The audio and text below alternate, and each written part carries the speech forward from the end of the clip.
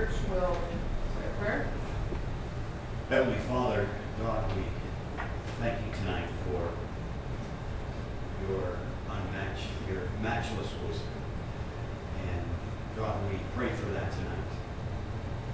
You've given us so many blessings as a country and even as a county. And Lord, I thank you for these folks here and the ones before them that have maintained priorities that you would smile upon. And God, we pray for wisdom tonight and in the meetings to come, that truth would be spoken and that we would have the wisdom to do what is in the best interest of our county. In Jesus' name, amen. Amen. Please.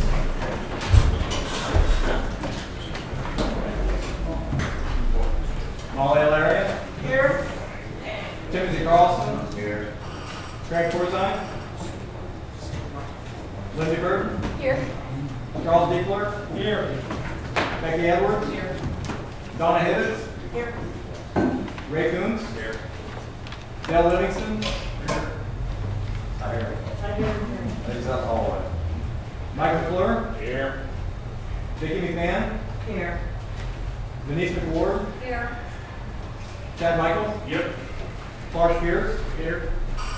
Phil Schneider. Here. Matt Wells. Here. The roll call signifies a quorum. Okay, I would like to have a motion to approve the minutes from the regular board meeting held on May 21st, 2019 as printed with any corrections or amendments. I have a motion. Vicki, a second. Ray, all in favor? Aye. Opposed? Motion carried. Now on to presenting petitions, resolutions, or ordinances, proclamations, and we have the annual prevailing wage ordinance 02019 CB 005. This is a required ordinance to pass annually. It is to be published in the newspaper and sent to the state. I'll entertain a motion to accept.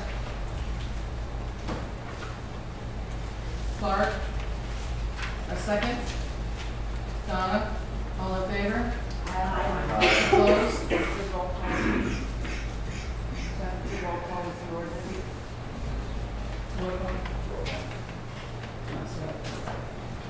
Molly Alaria. Yes. Timothy Carlson. Here. Craig Corzine. Yes. Linda Curtin. Yes. Charles Diepler. Yep. Becky Edwards. Yes. Donna Hibbets. Yes. Ray Coons. Yes. Dale Livingston. Yes. Mike McClure. Yes. Vicki McMahon. Yes. Denise McWard. Yes. Chad Michael. Yep. Clark Pierce. Yes. Phil Schneider. Yes. Matt Wells. Yep. Motion carries. Next item on the agenda is the public comments. As I've stated before, I'm assuming a lot of these people here for Lynn, however, we will take public comments from everyone.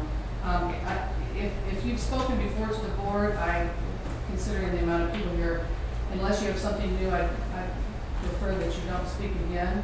But each speaker will be given a maximum of 5 minutes to speak. If there is a question of clarification from a board member, another 3 minutes will be given to respond. Additional time may be allowed as determined by the committee chairman or the board chairman.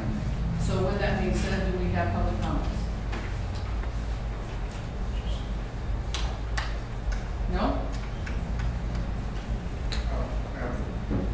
Glenn Corzine. I think what a lot of us are here are just primarily interested on an update on the, if you have anything on the timeline, on how you're going to proceed. Do you know that yet, or can you share any? Well, actually, it's within the actual agenda tonight, so we'll Okay. cover that. I'm sure it won't take us very long to get there. Thanks. Sure. We'll read in, communications, Mike.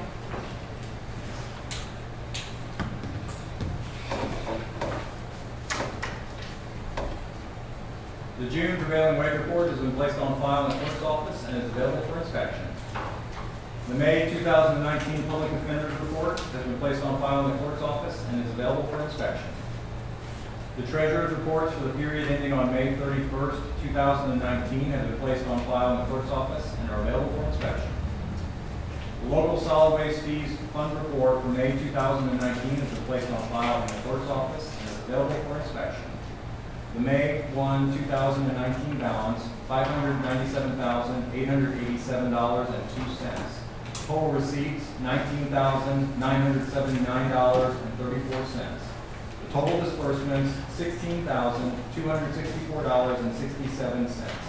The June 1, 2019 balance, $601,601.69.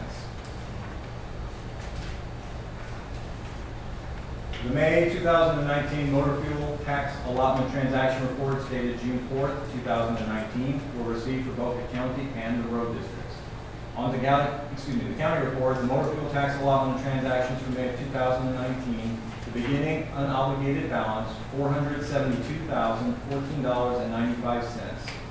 Net motor fuel tax allotment, $42,397.73.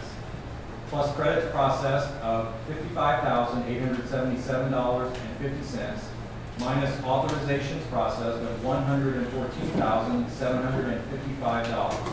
The current unobligated balance, $455,535.18. On the road district township report, the beginning unobligated balance, negative $261,431.21. The net motor fuel tax allotment, $113,730.50. Plus credits processed, $18, for a current unobligated balance of negative $147,682.71. The Christian County April PCOM report was received from the CEFS Economic Opportunity Corporation. The letter and attached report have been placed on file in the clerk's office and are available for inspection. A letter was received from the Illinois Environmental Protection Agency titled Public Notice Proposed Renewal of the Clean Air Act Permit Program Permit, Hallstrom's Filtration, LLC in Taylorville. Public comments may be submitted through July 11, 2019. The letter with contact information has been placed on file in the clerk's office and is available for inspection. The Illinois Environmental Protection Agency sent a notice of a permit application for the Five Oaks Recycling and Disposal Facility. The description of the project is update to closure and post-closure estimates. A copy of the notice is on file in the clerk's office and is available for inspection. The approved preliminary engineering services agreement for section 99-11113-00-DR was received from the Illinois Department of Transportation and was placed on file in the clerk's office. The Illinois Department of Transportation sent the approval of R 2019-HY-002 appropriating motor fuel tax funds for the salary and expenses of the county engineer. The executed resolution is on file in the clerk's office. And that concludes my communications. Ask for a motion to accept communications. Molly, Dale, all in favor? Aye. Opposed? Motion carried. I ask for a motion to accept the committee minutes as printed. May I have a motion? Mike, Linda, all in favor? Aye. Opposed? So the next is the committee reports. We did not hold a highway, building, grounds, environmental zoning, or welfare meeting in the month of June, nor did we have an executive personnel, liquor, legislative, or board members in June as well. I'll move on to the committee of the whole, the meeting that took place on May 29th, 2019. The committee of the whole met on Wednesday, May 29, 2019 at 6 p.m. in courtroom A on the third floor of the Christian County Courthouse. The purpose of the meeting was an informational forum relative to wind energy conversion systems in Christian County. There was a forum and public comments. Companies provide information on their company and answer questions. Invenergy Inc., Rose City Wind, John Callaway, and Trade Wind Energy, Rolling Farms, which Jeff Hammond all spoke to the crowd about their companies and what their needs to the zoning ordinance, the positive side for property taxes and jobs, the advantages to the schools, revenues brought into the county. Some key topics of discussions from both board members and the public were jobs, wind technicians, wildlife, sound, shadow flicker, farm income, number of turbines in the area, tower, the dimensions of the tower, The government funds all private companies and studies and standards, to name a few, for the 3-hour meeting. County supervisor assessments. Chad Cody showed charts and examples of the benefits and the assessment values in the areas. Several members of the public spoke on various topics and concerns or positive comments, setbacks, health taxes, and surveys, contracts, companies, and benefits to bring work to the county. Chairwoman Becky Edwards thanked all for coming and sharing their information for the board members to consider as to the action and options they may take on the topic of wind conversion systems for Fisher County. The chairman adjourned the meeting at 9:07. A court-reported copy is available via email from the county clerk's office. The printed copies will have a fee. So with that being said, we're on wind. I've got something that I'd like to say, and then I'd like to actually open the floor to the board members. We have heard from a variety of sources, supporters, opponents, energy companies, and individual townships and cities who see the wind farms as a benefit to their community. And in front of you, you will find some additional economics. I had Chad Cody prepare for you so that you can see the impact the wind farms would have to the 4 townships they would be located in. A portion of this material was submitted to you at the committee of the whole meeting, but Chad has taken it a step further and detailed the advantage through to year 30. Chad, if you would, go ahead and just briefly go over that for me, please. Okay, yeah, what I did was, I don't know who all was there at the last meeting, but I went over the tax impact for the 4 townships. Go ahead, move here. Please.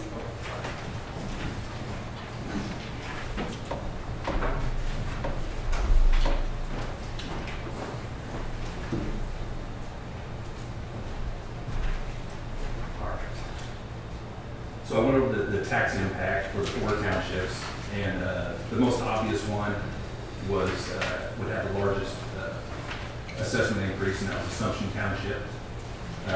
Their current assessed values were just under $27 million for the entire township, with the addition of turbines based on the amount and location. The assessed value would increase by another $29,742,000, which would over double the current assessed value, which would reduce the tax rate in that township by about 53%. And the example I gave was a $100,000 home right now has a tax rate of about a tax bill with an owner-occupied exemption of about $2,008. That reduction after the addition of the assessed value of the wind turbines would reduce it by $1,054, 53% reduction. And as I mentioned before, it doesn't matter if that was a wind turbine farm or if it was a coal power plant or any kind of assessed value. If it was 9,000 new homes, you know, you get that same sort of assessed value increase and tax reduction. That number doesn't include any increase in levies, which that's regulated by the CPI, depending on the taxing districts and the levy bodies that those are in. If they're in a PTEL district or not. That being said, it would still be a huge assessment increase, so the tax bills would obviously, or the assessed values would obviously go up in the township, and the tax bill would go down.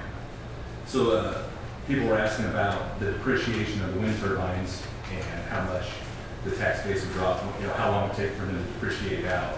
So it was really hard to just get an estimate because there's so many variables that could affect the tax base, being exemptions. You got CPI changes, trending factors, farmland assessment changes, increasing levies, annexations, enterprise zones. So there's a lot to take into consideration.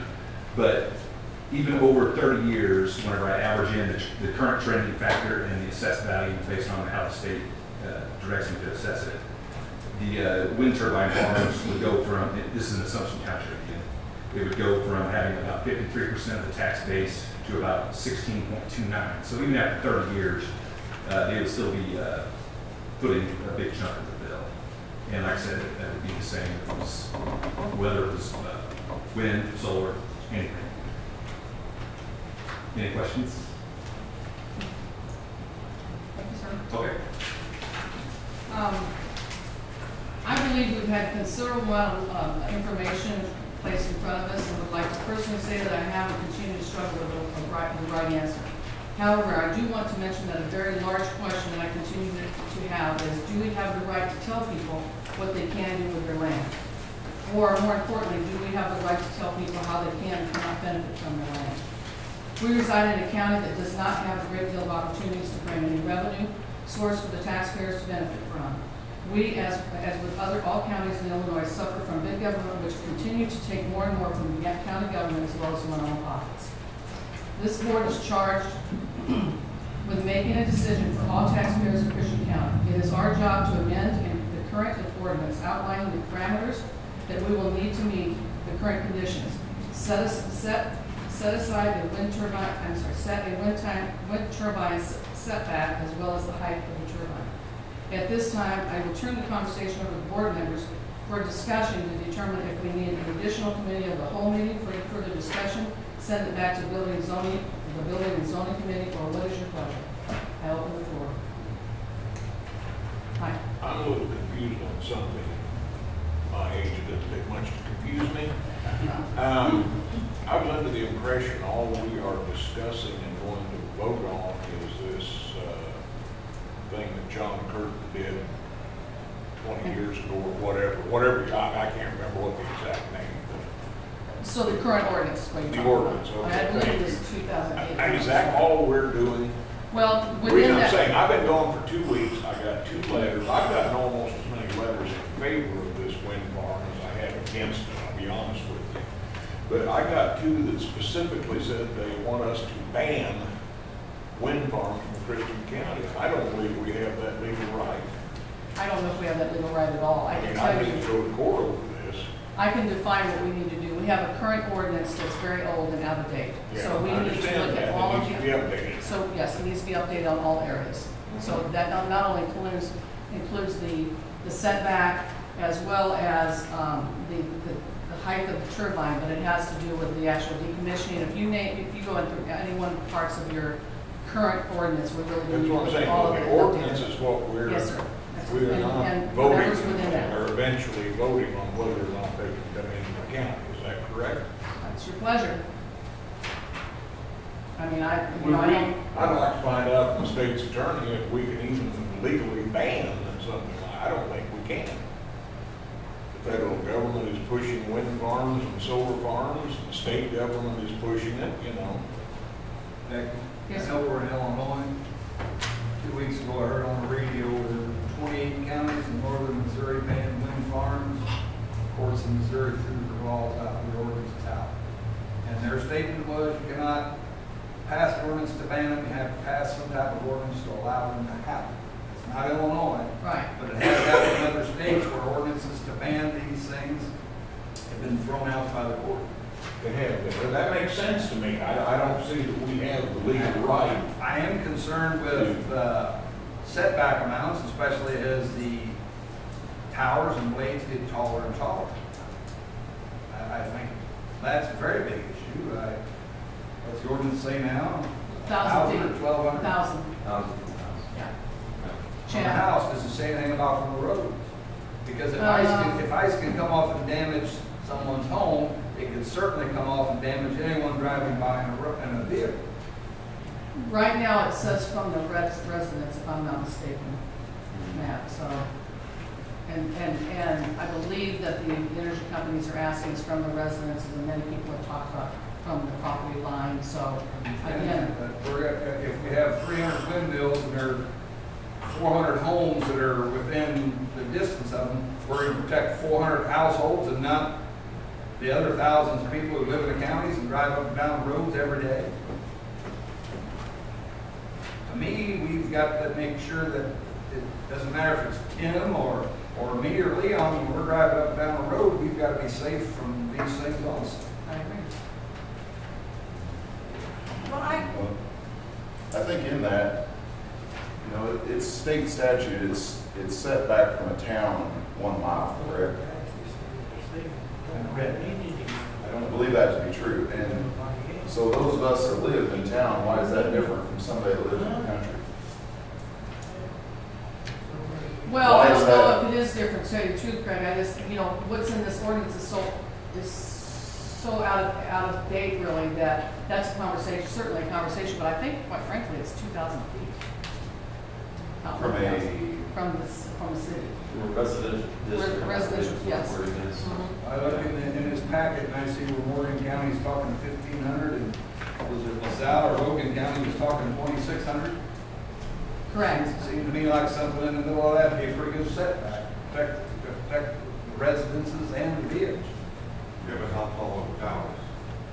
I mean, are you talking 800 foot? No, they go, I think the highest they go right now is 590. We would, if we were to consider it, I think He said 600. 650, they were looking at the bigger ones. Yeah, it's 690. 690, I mean, you're getting up there 700 feet, you start throwing stuff off at 700 feet. You did also say that there hasn't been a single case of that ice throw in the U.S., so I don't know about that either. That's There's still one in Christian County, we all, no, I mean, they said no single ice throw incident. that they know of. Yeah. Well, I went up to Decatur, Forsyth, and north of Forsyth, a couple of miles, looked over to the left. I drove right underneath them, and I quit counting, there were 50 plus. Like I said, I quit counting. They looked like they were planted in the field. Absolutely. And across the road, and there was someone on his side of that household. I know it was a $300,000 home, it was all brick. I don't know whether it was their ground or what, but it looked like they were, the field that had already been planted, looked like part of a crop. They do have a pretty good cash crop there. Chad, did you have something to I say? mean, yeah, I just wanted to add, back in 2008, when we went through the zoning laws, ordinances, I guess you call it, we adopted a ordinance from a northern county on wind farms. We basically searched and searched and searched and found the best comp we could find that would fit our style at that time, instead of writing our own. And it was a northern Illinois one, and Jan did the research and she found, one. We found a couple different ones and we just kind of tweaked it. And so it's been that long since we looked at it, and it needs to be relooked again. I've been saying it for 2 years, all the zoning does. Sure. And, everything does. Every 10 years you should look at your zoning. So I just wanted everybody to know that, it's not something that we just come out of our pocket with. We adopted somebody else. And we'd probably use some verbiage from other counties as well. Absolutely. If they've done the work, obviously we want to review it. So Yeah, we're going to figure it out, yeah. It wasn't near the interest or knowledge. No, there wasn't. I mean, and I can hear what county it was, but, one of the northern counties that got the wind farms first. Yeah. Go ahead. I'd like just also to point out that the question's been asked about zoning and versus whether or not we're going to allow them or not, and passing an ordinance that you can ban one. I think I agree with Matt. I don't think that's legal. But we do write the zoning as a county, and I think we also have to allow a special use permit for any type of development. So at that point, then, as a board, we would have a determination made whether or not we were going to allow it or not. And that's not writing an ordinance saying we ban them, nor does it say we're going to allow them. What it's saying is we have to vote on this particular project. And I believe that's the way that it works here in Michigan. So what you're saying then is you would not actually stipulate a setback or a height until you had a particular project? No, I'm not saying that at all. I'm saying it's the two separate issues. Okay. Yeah. Yeah, you've got your ordinance. Right. And then you Yep, still have zoning an ordinance, SUP yes. as well. Yep, and then Okay. you have Sure. a particular project. Sure. Similar to what we did on the solar. We had, Absolutely. we wrote zoning, and then we had Absolutely. a special use meeting, I agree with that. and then we voted. So, Yeah. Continuing as a board member, I created maps already with different ranges of setbacks. I went from the residence, and then I also went from the property line, and I used different, I had probably 4 or 5 different ones. It shows in 2 different colors the amount of open area, the amount of closed area, as the setback is larger. I don't have this with me, I saved them on the computer. Ray, did you have something to say? Yes. I spoke with the chairman of Lane County, and he advised me that all the counties in his area, officials up there are for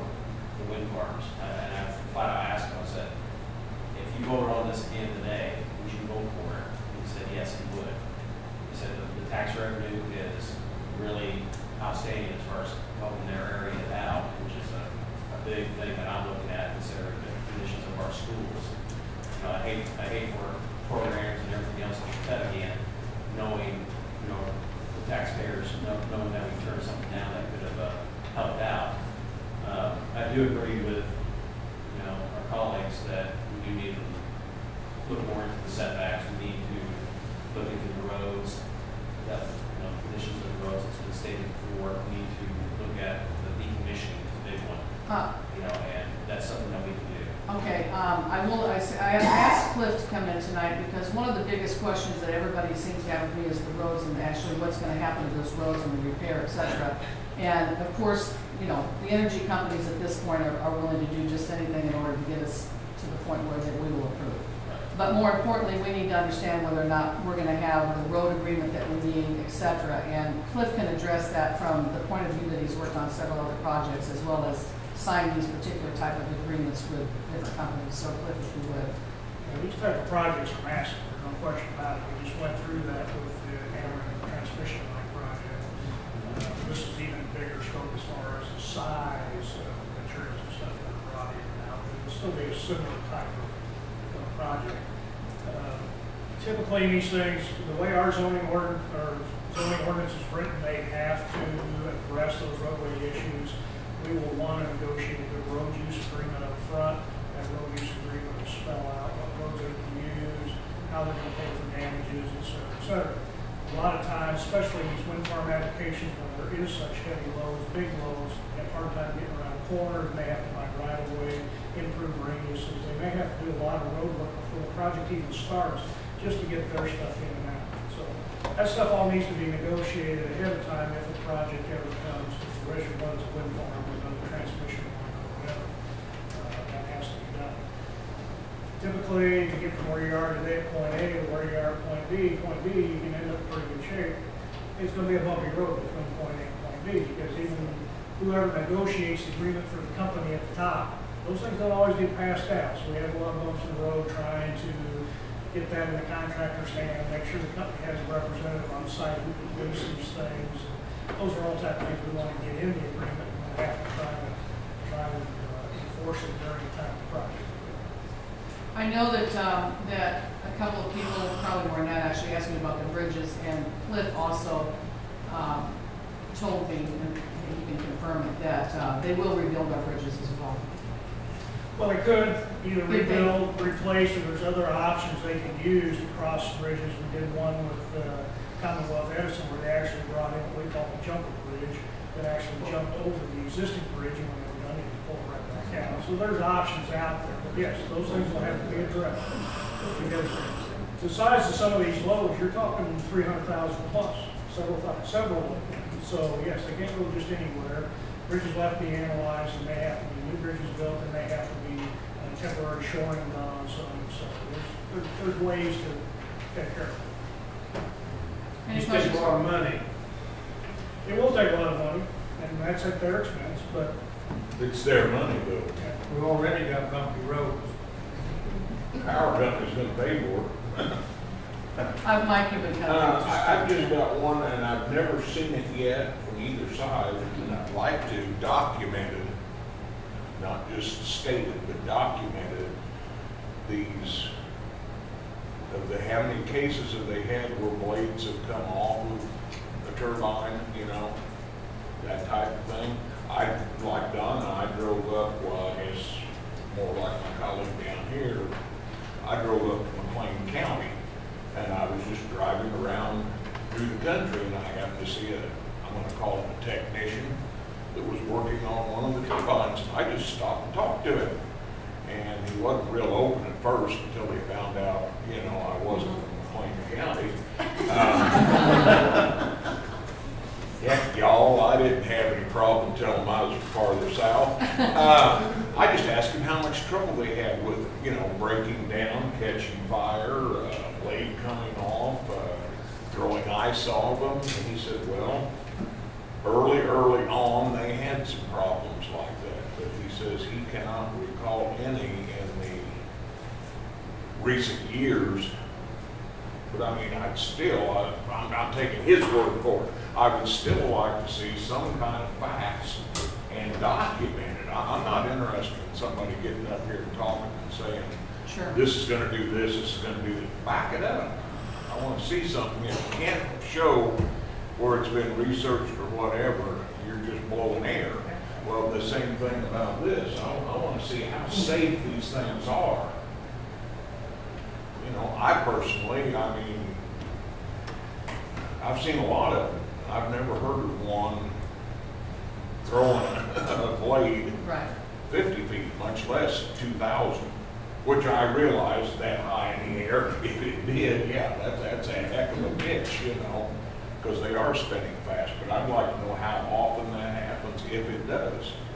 Okay. I can do that. I mean, to me, that was something we need before we worry about voting on the setback. Chad? On the roads that I've traveled in Macon and Logan counties, that after they've used those roads, mainly the one is School Road. School Road is a road that will take you from basically Cisco to Mount Pulaski, straight shot from Interstate 672. Mount Pulaski, there's Stahl's Furniture. And that was one of the staging areas they had, was on School Road. And School Road, if you've ever traveled in it, you know, School Road was not that great of a road. And after they got done with construction, it's good. It's better than Route 51. And I will say for what they do to repair the roads, they do a nice job. And I know Louis Marsh was up there a year ago or so, and I bet they use more oil than what Christian County did working on those roads. Yes, sir. I think at the end of the day, you gotta listen to the people that are affected the most. And I would still like to know the number of the contracts signed that are people that actually live inside the footprint of where this is gonna be. Because I think that percentage is really, really low. And that's fine for somebody to live in town to tell somebody that they need to accept it. But whether it's the roads or whatever excuse you want to make to not be for them, I think we got to listen to the people that live it every day and are going to live it every day, that have for generations and more generations in the future. And what I'm hearing from school superintendents, because ours has looked into it, it's going to be a while before they get any money, 9 years. And that gets on the backside of the revenue side of these things. Right, Chad?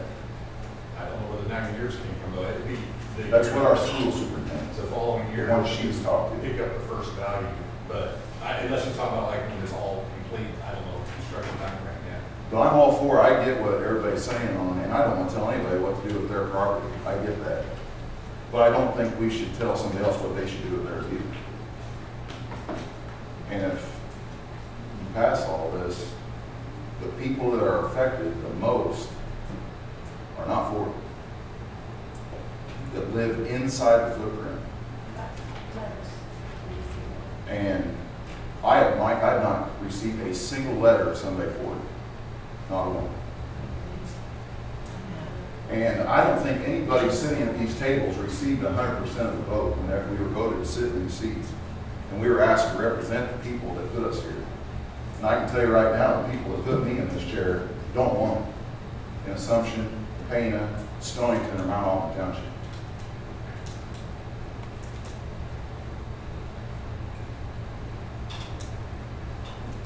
I think if you want to buy into every book salesman that comes to your doorstep, you go down this road.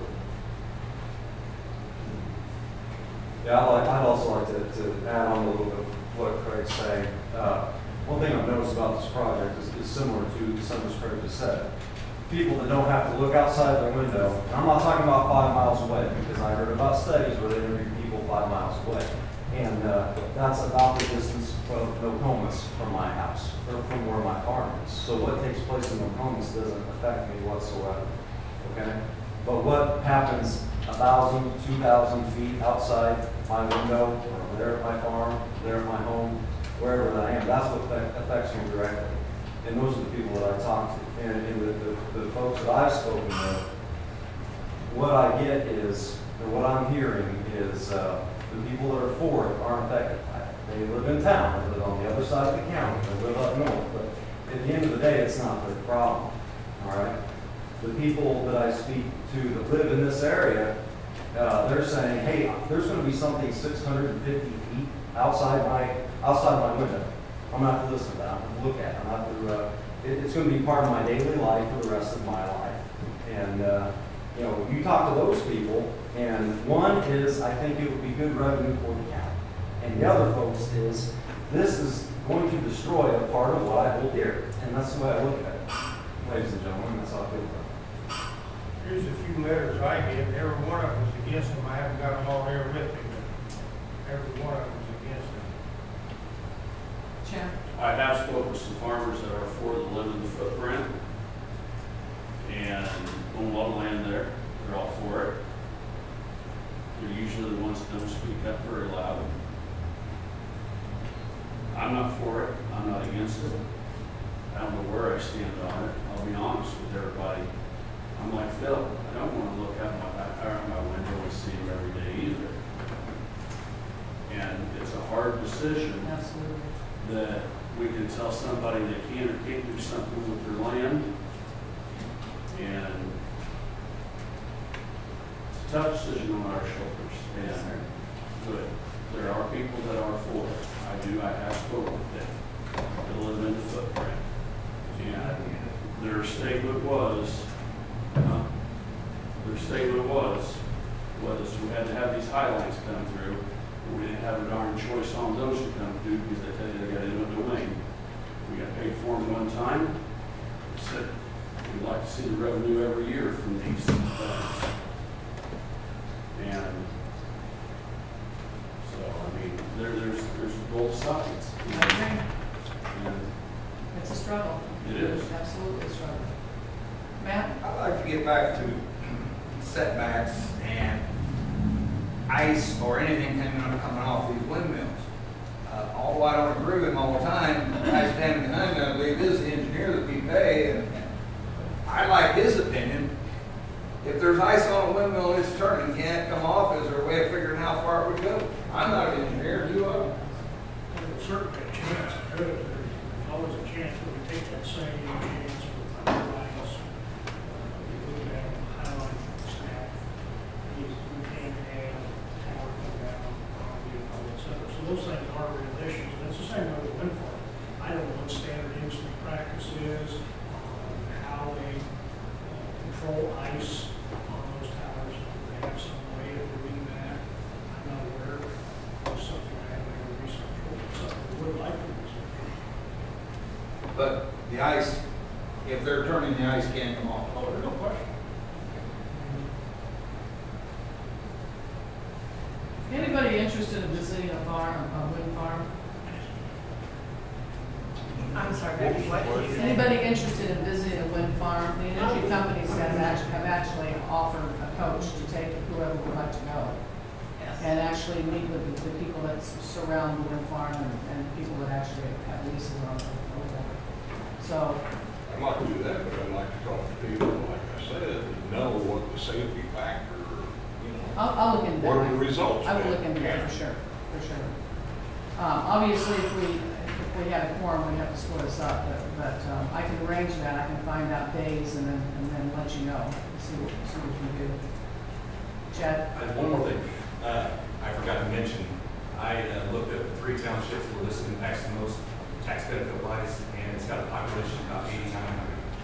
So you're wanting to look at it that way. I didn't count exactly how many parcels or how many businesses, but the population is just under 8,900.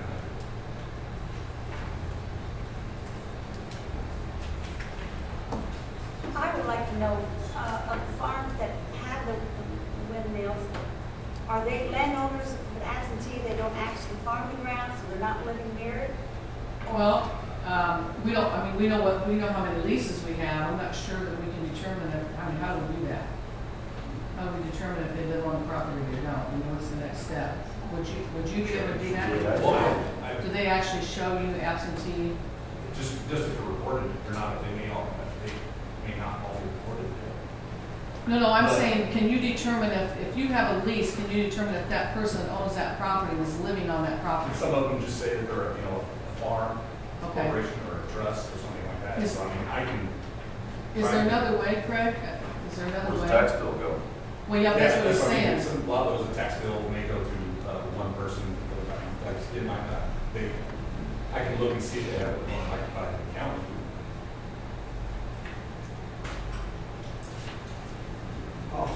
Also like, a landowner like this has property, and I'm all for if he does something wrong, he abides by the law and everything else like that, that's right, and we've talked about this before. And another thing too, you've got the right, if they do come to your property, then you can say, hey, I don't want it, buy. So, you know, if you have land you're against them, you don't have to. You know, the interesting thing, I've been to Hawaii once, and I don't know how many wind turbines are there, but I don't think it's hardly any. But you know what, there's solar panels on top of almost every house. I just think there's other options of renewable fuel, energy sources that are less abrasive to your neighbors than this. Really don't. Well, I think. I would like to point out one fact, if you don't mind. Absentee landowners. And I'd like to say, I'm not for it, I'm going to get certain, just trying to put everything out there. Absentee landowners, absentee investors. There are investors in land. No different than if you want to buy Microsoft, you do not have to live in Palo Alto, California. And I think everybody ought to get over that, there's absentee people. I mean, you don't pound them, why? You're an absentee landlord, that's your contract. You would rent it out as an investment. I mean, something to throw out there. I'm just throwing things out there. I'm not, I I'm understand. not for it, I'm not against it, guys. I totally agree. But it's just things that I think of. You also have that right to go buy farmland in another county. So do you. That's right. Yeah. I've been here 60 generations, they haven't. The Indians were here first. We Let's not. ain't gonna set a TV up in the middle of this But over. that's, what's you got to do? I mean, there's no reason for us. It goes down, it basically goes back, this is America, right? Sure. Land is free, right? If Phil decided that he didn't like Chad growing corn, okay, let's set his own, Chad can't grow corn on the ground he owns. That's not fair, is it? If I own the ground and I'm not encumbering you, Phil, Chad, I should be able to do what I want on my ground, as long as I'm not somebody else. To a degree, as long as I'm not creating disturbance with your sleep pattern, noise, or something. Us telling people that they can't do something, I think is gonna open up a lot, a can of worms we don't want. We did that with To answer Dale's question, to some extent, when we were talking about solar power, I brought that up. I believe our solar power ordinance has a setback for the solar power, and I questioned if Dale had solar power on his ground, and I had cows on mine, why is his solar power set back further than my cows are? And the majority of the board thought that there was a difference, and we went along, and I don't know how far the setback is, but there is a setback for the solar power, and I don't think we've got that same setback for cattle. I don't think we've got it for beans, we don't have it for corn. I believe there is a setback for fences, Gina, is that correct? We'd have to look. For fences. They're arguing about that in Morrisville tonight now, or tomorrow night, they got I 5 feet. vaguely remember that, a newly constructed fence, I want to say there is a setback, but I don't know what it is.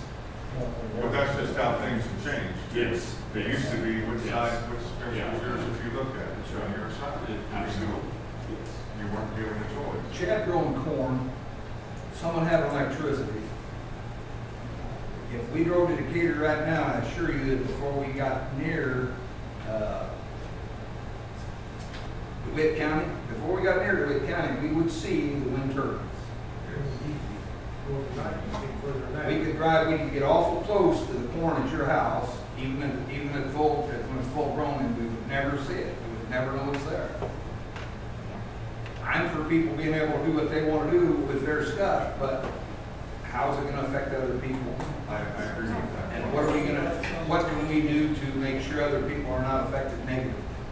We have a whole book of zoning that does exactly that. Yeah, that's why I'm zoning in the county. Yes. You know, and it doesn't say what you can or cannot do straight out. What it says is you can't do these things because this is how it affects your neighbor. So I would say that the zoning doesn't protect necessarily you, it protects the people around you. So, you know, so yeah, we have zoning. We've had it for a long time. So, you know, I think that's the whole point of zoning. It's coming up with something that the folks can look around. And again, we get to talking about two different things. We get to talking about whether or not we're going to have them, whether or not we're going to allow them. You know, that will be one vote at some point if they come to fruition. But the other conversation is, all right, if they are going to come, in what state will we allow them to be built? That's where the zoning comes in. And what are we going to accept, what won't we accept as a board? So, what are the rules that we're going to play by? And we could be wasting all our time and they never show up. Exactly.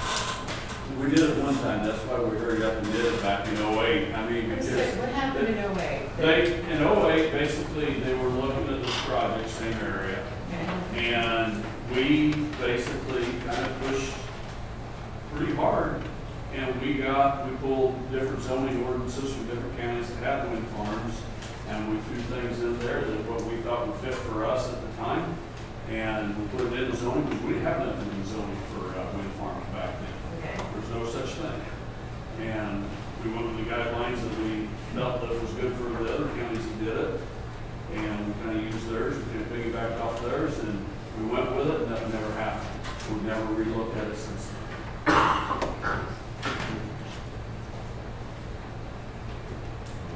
We looked at it pretty hard that way. Did And before we ever got a chance to sign anything or get that far, they went bankrupt. They're out. And gone. Never heard from them again. Well, that's the other thing. If we do go They're back not up from- on us, if something happens, who's going to repair it? If you're bankrupt, who's going to remove it? So we have to request some kind of a bond. Well, yeah, you can have a bond. Just as we did with the solar. Which is already in the ordinance that we have right now. It'd just be correct? larger, Okay. much larger. Yes. That is another question that I continue to hear from my constituents. How long has these companies, the two companies that we're talking about, how long have they been in business? And, you know, has there been a change of hands? I received a letter that someone in New Zealand, I believe it is, owns one of these companies, and I thought, well, I haven't seen that yet, but Well, I don't know how, other than address the fact that it's businesses and businesses buy businesses every day. Right, Okay? And right. They're trying, I'm sure, to get a conglomerate just like anything else, so they're just collecting these businesses, you know, et cetera. correct. You know, I guess, again, the legal document, which is the ordinance and then the zoning, is that we have to stipulate what we want from them. I mean, we want substantiation on whatever level. A lot of wind farms too are trade. Yeah, absolutely. Yes, sir. Becky, I'm sitting here reading through this. Boone County, 2,640 feet or 5.5 times the size of the tower. That's why they don't have wind in their county. And they didn't, you guys, I'm not here for an advocate or not, just like Chad and everybody else, this is a struggle. But they did exactly what they needed to do to make sure that wind could not come into the county. And that's one way to do it, is do 26, deal with that, 26 feet. You're done. Yes, sir. Vicky, after these things turn and generate juice, how's it get there? Where's it go? How's it get there? Well, there's a grid that it feeds to. We actually have two in Christian County, which is why everybody wants to come to Christian County, okay? Because we have two grids that feeds into a power station, and then from there they sell it probably to Ameren or someone. They'll have an agreement to sell the electricity. How's this juice it next get to something? There's underground wires. Yeah. Everywhere they got underground wires, and then they go to transformers. They typically, state law is, I believe like for even Ameren, buried wires, I believe state law is 3.5 feet. But I do believe, Chaz, they are deeper than that. But is there wire from every one of that mill? There is, yeah, and then they're gonna come into transformers, and then from transformers, they're gonna go out to a substation, basically.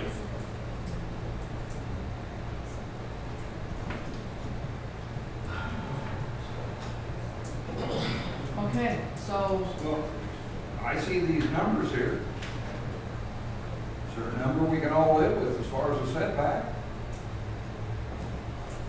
I will say this, Boone County, as far as the roads, they were only 2 times high. Which I don't know I think you want to go much higher than that. I'll do whatever, you guys, I just need you guys to tell me. I believe it should go back to the committee. Okay. I really do, if anybody's in favor of that, I think it goes back to the committee, it belongs in, and then they bring it to the full board, and then we voice our opinion there with a vote, yes or no. And if it fails, it goes back to the committee again. That's So, movement, I like that. okay. And the committee you will decide how far the setback should be? Well, that plus the rest of the ordinance, Dick. Okay. Yeah. And then everybody will be able to join the committee meeting, but they will not have a vote there. So Right. even if you're not part of that committee, just like myself, I'm not part of that committee, I can join the meeting, and the public can join as well. We do, but just the committee members have a vote there to bring to the full board. Right. In the meantime, go ahead, Matt. One of the things that I've noticed reading through this book, we talk about setbacks from other residents, we talk about setbacks from roads. One of these letters, someone was talking about not a mother, not a teacher, but school boards sending letters to the counties claiming kids were getting sick from towers near the school. Do we have any schools that in the county that may be affected? And should there be a setback, a further setback away from schools where the kids are all? I don't have that answer, I have no idea. Kimmerer Village is one school. Excuse me? Kimmerer Village is a school. School in Stonington, is it? Yeah. I don't. Oh, they don't still have a school there.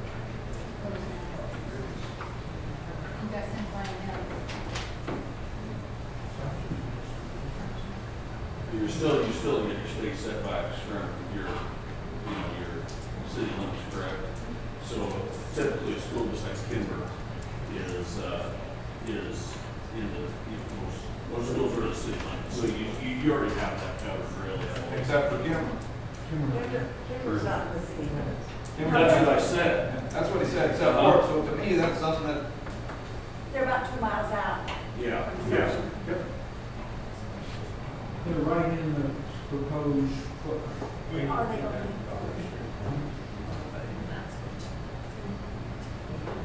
Anybody else? So let me just clarify. So first of all, we're going to take this back to committee, which we'll put on the agenda for next set up the meeting. In the meantime, I'll look into the documented research on ice throwing. Craig, I'll look into if we can figure out the leases as far as where they belong, whether they're leased or whatever. Figure out, I don't know how to do that yet, we'll figure it out. Whatever else information I need for the committee, well, I guess we'll go from there then. Is everybody in agreement with that? You can't make a motion, so. Did you have something you want to say? I just want to say, I represent 2 of the 4 townships. I don't live in Locust, but my son may. Young in computer. And the setbacks are going to be that key for this. The other thing I'll do is contact Invenergy and see if they'll put the visit together, send it out to all you guys, email with 2 or 3 dates, and we'll go from there on that. Okay? Anything else? Okay, we're going to move on. I'd like to find my question. So the next item is, we did have a committee meeting with the Audit, Finance, and Purchasing Committee. Ms. Pierce?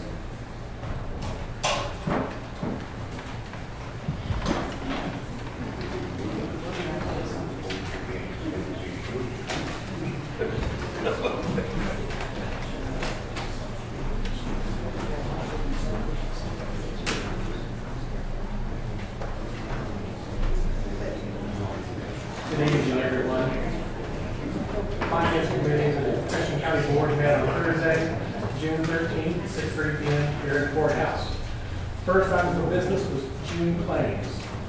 The motion was made by Vic McMahon and seconded by Denise McWard to approve the June claims as presented. The motion carried. I'd like to put this in the form of a motion. Yeah.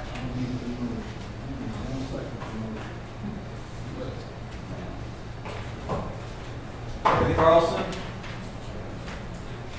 Yes. Craig Corzine, Yes. Linda Curtin, Yes. Charles Diekler, Becky Edwards, Yes. Donna Hibbets, Yes. Ray Coontz, Yes. Dale Livingston, Yes. Mike McClure, Yes.